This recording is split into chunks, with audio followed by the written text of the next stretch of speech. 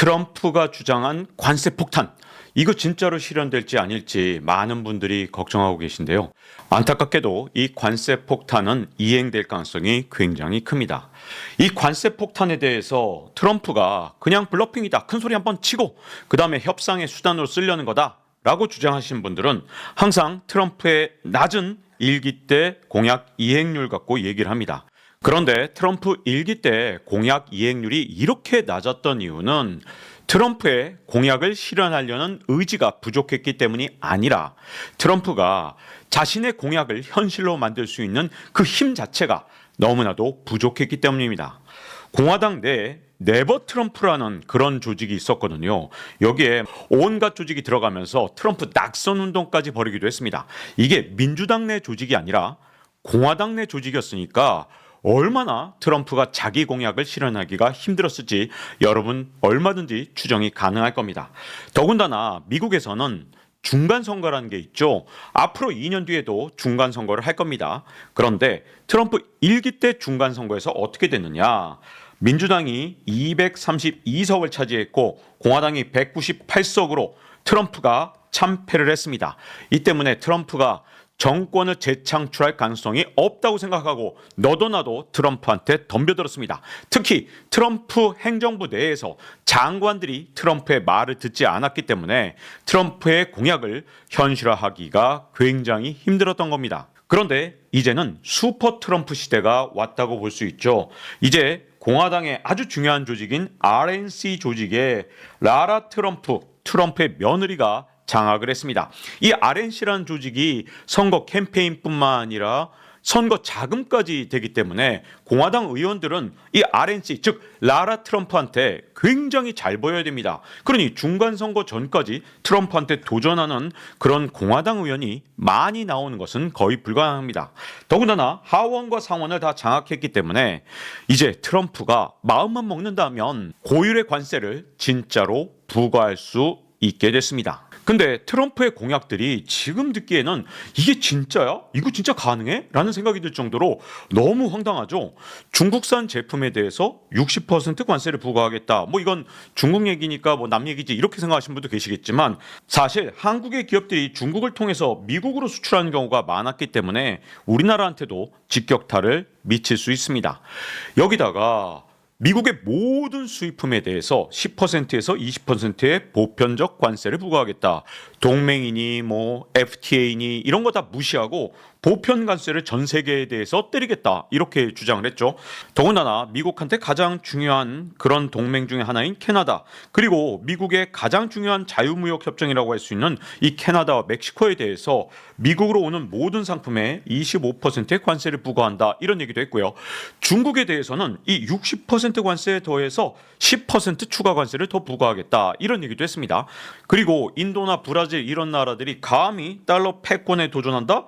너희들한테도 100% 관세 부과, 이런 얘기도 했죠. 자, 이렇게 트럼프가 내세운 관세들이 너무나 황당할 정도로 이렇게 관세율도 높고 그리고 전방위적으로 관세를 때린다고 하니까 이게 말이 되느냐, 실현 불가능하다, 이렇게 보는 분들도 꽤 있습니다.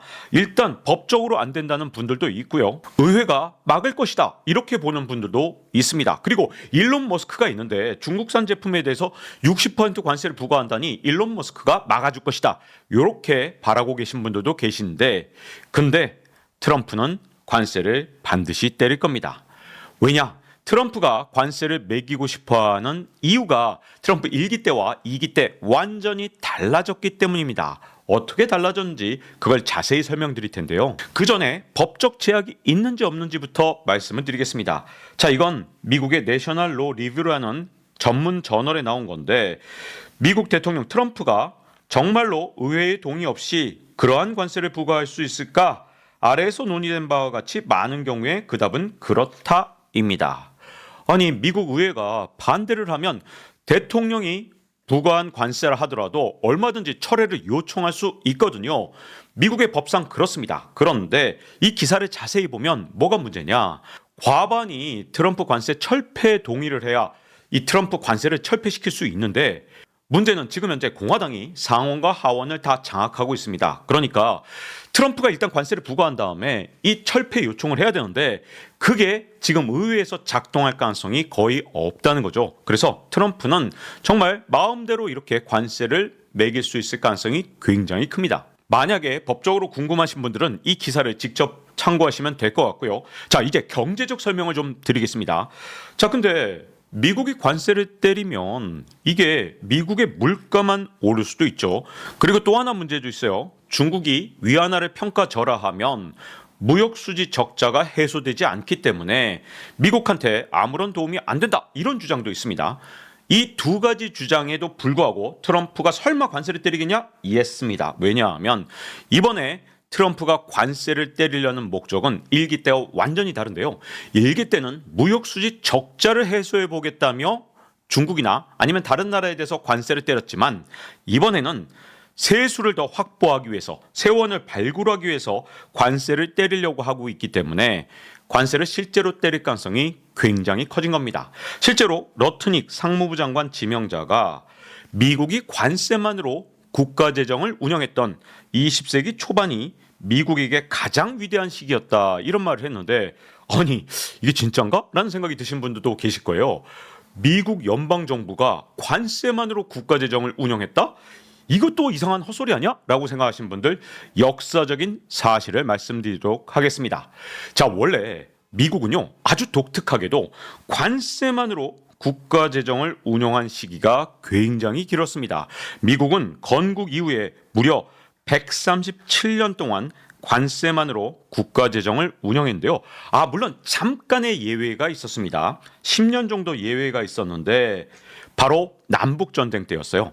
이때 관세만으로는 전쟁을 치를 수가 없게 되니까 어쩔 수 없이 한시적으로 소득세를 도입했습니다. 그런데 남북 전쟁이 끝난 다음에 여기저기서 난리가 난 거예요. 야, 이런 이상한 세금 걷지 마. 소득세라는 게 도대체 뭐야? 미국 사람들한테는 이 소득세가 익숙하지 않았던 거죠. 그래서 다시 소득세가 철폐됐습니다. 그런데 1912년 정말 충격적인 역사적 사건이 일어났죠. 타이타닉호가 침몰했습니다. 그런데 이 타이타닉호 사고에서 1등석에 탄 사람들만 소수가 생존을 한 겁니다. 2등석이나 3등석은 정말 아무도 생존하지 못했거든요. 그러면 한 게 1등석은 다 여기서 이렇게 살잖아요. 그러다 보니까 다 구조가 됐는데 2등석, 3등석 이렇게 배 밑바닥으로 내려가죠. 그래서 2등석이나 3등석의 생존자가 한 명도 없었던 겁니다. 그래서 여론이 난리가 났습니다. 돈이 있으면 살고 돈 없으면 죽는 거냐?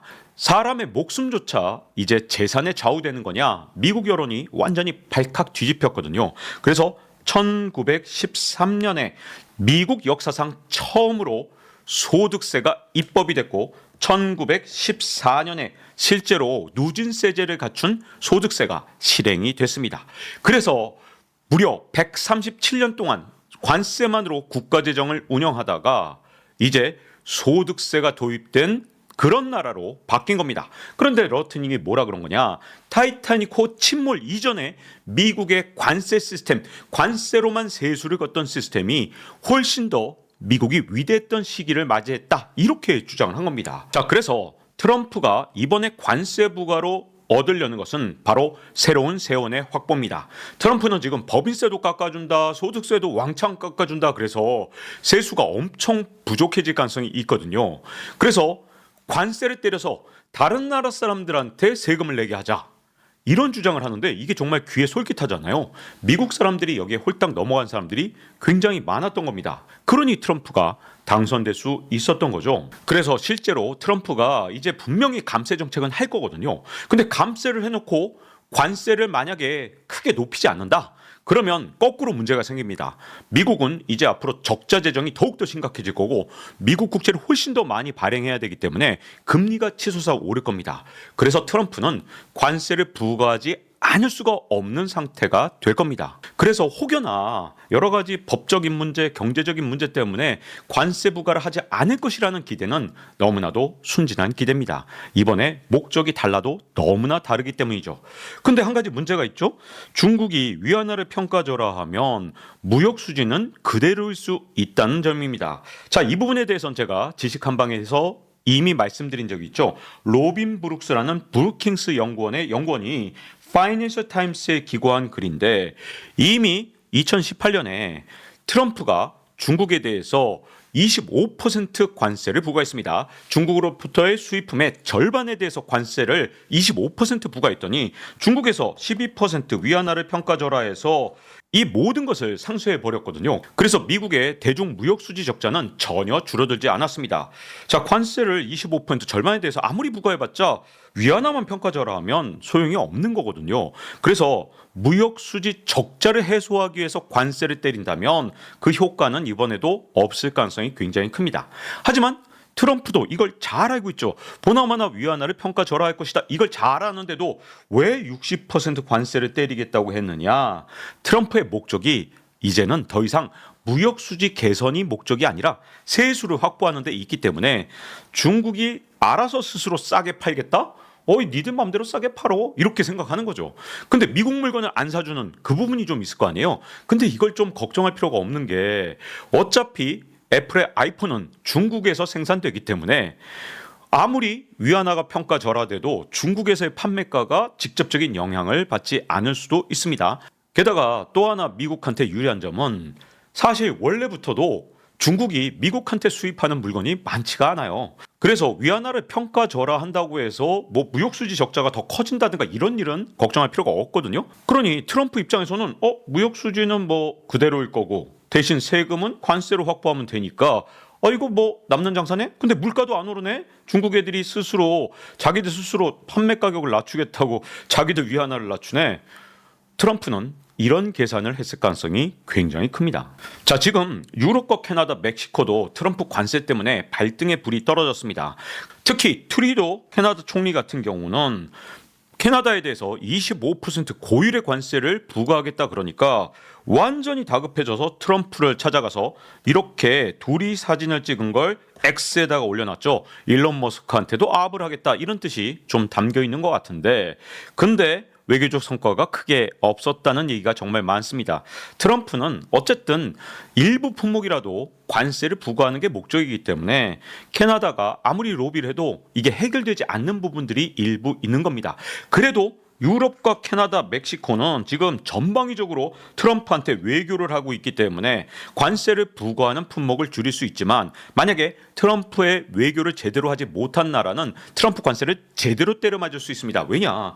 트럼프는 이걸 통해서 재정 적자 문제를 조금이라도 완화하려고 하기 때문에 지금 일단 관세를 때리고 보자 이렇게 나올 가능성이 굉장히 크거든요. 자, 그러면 이렇게 줄을 댄 나라의 관세는 일부 깎아줄 수 있겠지만 우리나라처럼 현재 외교 채널이 마비된 나라는 트럼프 관세에 아주 취약할 수밖에 없다는 뜻이 됩니다. 자, 그러면 트럼프와 협상을 통해서 바꿀 수 있는 것들은 어떤 게 있을까요? 일단은 관세율이 있습니다. 자, 트럼프가 관세율을 얘기할 때 보편적 관세도 10에서 20%, 그리고 중국에 대한 관세도 60에서 100% 이렇게 레인지가 있는 이유에 대해서 라가르드 ECB 유럽 중앙은행 총재 같은 경우는 자, 이게 협상의 여지가 있다는 뜻이다. 트럼프한테 빨리 로비하자 이렇게 주장을 했거든요. 저도 라가르드 유럽 중앙은행 총재의 말에 100% 동의합니다. 트럼프가 이렇게 레인지를 둔 이유는 협상하자 이런 뜻인 건 분명합니다. 그리고 두 번째 협상이 가능한 건 뭐냐? 자, 관세를 매기는 품목을 어떻게 가져갈 것이냐? 이게 얼마든지 조정이 가능하다는 거죠. 자, 일부의 증권 전문가 중에서 이런 주장을 하더라고요. 일론 머스크가 중국산 배터리에 얼마나 의존하는데 대중국 관세를 진짜 60% 때리겠느냐? 절대 못 때린다. 이런 주장을 하는데 여러분, 트럼프가 몇 개 품목에 대해서 관세를 때릴 것이냐? 이건 트럼프 마음대로입니다. 어떤 품목에 때릴 것이냐? 이것도 트럼프 마음대로입니다. 그래서 테슬라 CATL 네바다 공장이 있거든요. 이 테슬라가 CATL과 일종의 합작을 한 건데 합작이 아닌 척하려고 별짓을 다 했습니다. 그래서 CATL 장비를 쓰지만 합작이 아니다 이런 주장을 하지만 실제로는 합작이죠. 그런데 CATL의 장비만 써서는 원가를 낮출 수 없죠. 진짜 중요한 건 CATL의 중간재를 수입하는 겁니다.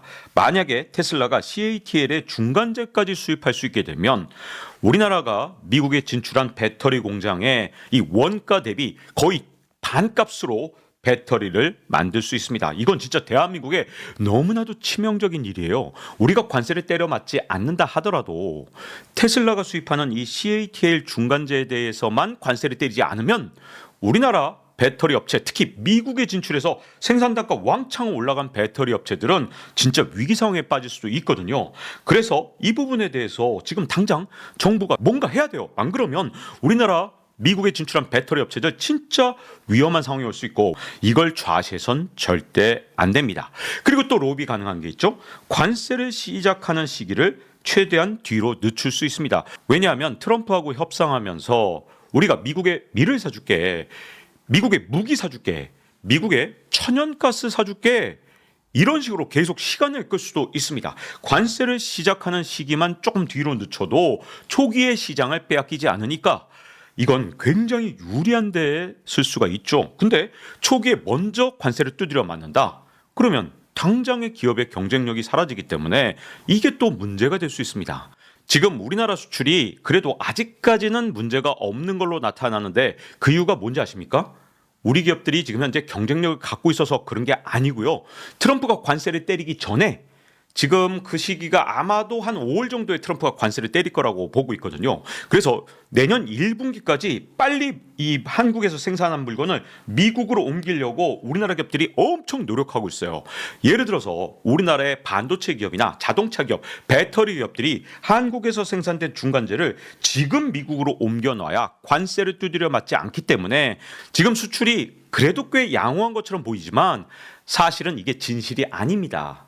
이제 내년 1분기 혹은 2분기가 되면 수출이 갑자기 20-30%확 줄어들 수 있습니다. 왜냐하면 지금 관세를 피하려고 밀어내기 수출한 게 내년 1분기, 2분기에는 갑자기 재고가 넘쳐나니까 이제 수출이 안 되면서 2분기쯤에 굉장히 심각한 수출 감소 현상을 겪을 수 있습니다. 자, 이런 문제를 막으려면 방법은 딱 하나죠. 관세를 시작하는 시기를 최대한 뒤로 늦추는 겁니다. 그러면 한국 기업들이 살아남을 수 있고 대한민국 경제도 조금 더 버틸 수가 있는 겁니다. 자, 그러면 근데 자꾸만 저한테 대안을 내놔라 이렇게 요구하시니까 대안 깨알같이 한번 써놨습니다. 근데 이거 자세히 말씀드리면 또 보나마나 여기까지 안 보시 되니까 그냥 간단하게만 짧게 말씀드리면 한국 정부의 대응 전략은 외교 전략, 한국이 하루빨리 트럼프를 위한 꽃다발을 준비해야 되죠. 꽃다발은 이 미국의 무기를 왕창 사준다든가 아니면 중동 대신 미국의 천연가스를 왕창 사주면 되잖아요. 약간 비싸면 어떻습니까? 이런 꽃다발을 주어서 관세를 지금 빨리 우리한테서 면제시켜달라고 부탁을 해야 되는 그런 상황이죠. 자, 산업 전략은 이 생산 기지를 미국이나 중국으로 옮긴 기업이 아닌 우리나라의 생산 기지를 유지한 기업한테 폭탄급 후원을 해줘야 됩니다. 이거 다른 나라가 다 반도체 지원금 주잖아요. 우리도 우리나라의 공장을 계속 유지하면서 고용을 창출하는 기업한테 폭탄급 후원을 해주지 않으면 잘못하면 공장 다 뺏깁니다. 이것도 굉장히 중요하고요. 그리고 진짜 중요한 것 중에 하나가 금융 전략인데 지금 우리나라 정부랑 한국은행이 저금리로 갈 건지 고환율을 그냥 받아들일 건지 완전히 혼란에 빠져 있는데 제발 좀 금융정책에 일관성을 가져줬으면 좋겠고요. 이 얘기는 제가 단독편으로 따로 말씀을 드리도록 하겠습니다. 그리고 경제 전략은 가장 중요한 게 이거죠. 그동안 부동산에 쏟아부었던 그런 국가적 여력을 산업 생태계 조성에 썼다면 대한민국이 이런 상황에 처하지 않았을 겁니다. 지금 좀 늦긴 했지만 부동산에 대해서 기울인 그 정성만큼 지금 정부가 부동산 대책 내놓은 건 진짜 뭐 한 2달이 멀다 하고 계속 내놨는데 저는 대한민국의 산업 생태계 조성하는 전략은 도대체 1년에 몇 번이나 내놓는지 묻고 싶습니다. 이런 것만 바꾼다면 제가 보기에는 대한민국이 아직도 얼마든지 재도약을 할 수 있는 희망이 있다고 보여집니다. 안 하고 또 몇 달 낭비를 한다. 그러면 지금 트럼프 정부가 출범을 해서 처음으로 제대로 된 관세를 매기기 시작하는 5월 혹은 늦어도 6월 정도가 되면 그러면 첫 타자가 된 나라가 아주 심각한 문제를 겪게 될 겁니다. 한국 기업의 대응 전략도 굉장히 많지만 이건 그냥 이렇게 장표로 대신하겠습니다. 자, 이렇게 트럼프의 관세가 진짜로 몇 퍼센트가 될지 또는 몇 개 품목에 대해서 될지는 아직까지는 미정이지만 관세를 아예 부과하지 않고 그냥 협상 전략이다. 이건 절대 아니고요. 이 관세를 막으려면 각국의 로비력이 진짜 중요한데 이 중요한 시기에 우리 경제 관료들이 본인의 임기가 언제 끝날지 몰라서 지금 손을 놓고 있다면 부탁드리겠습니다. 제발 트럼프 정부에 대해서 최대한 국익을 지킬 수 있도록 최선을 다해 주시길 다시 한번 간곡히 부탁드립니다. 박종원의 지식한방 마칠 시간이 됐습니다. 다음 시간에 뵙겠습니다.